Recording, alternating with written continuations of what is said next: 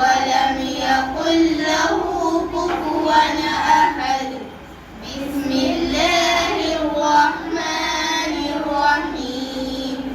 قل أعوذ برب الفلق من شر ما خلق ومن شر غاسق إذا وقب ومن شر النفاثات في العقد ومن شر حاسد إذا حسد. بسم الله الرحمن الرحيم. قل أعوذ برب الناس ملك الناس إله الناس من شر الوسواس الخناس الذي يوسوس في صدور الناس من الجنة والناس.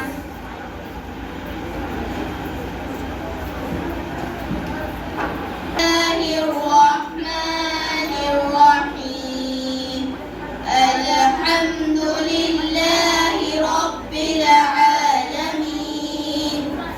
الرحمن الرحيم. مالك يوم الدين.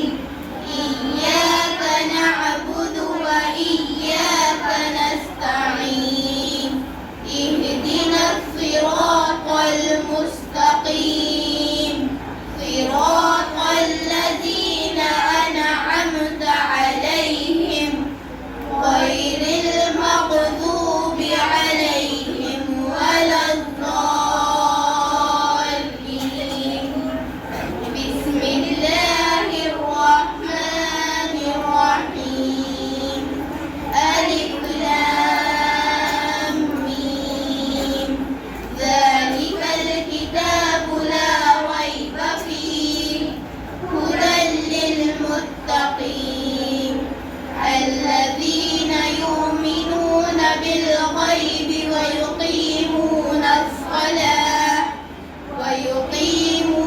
الصلاة ومما رزقناهم ينفقون والذين يؤمنون بما أنزل إليك وما أنزل من قبلك وبالآخرة هم يوقنون. أولئك على هدى من ربهم وأولئك هم المفلحون.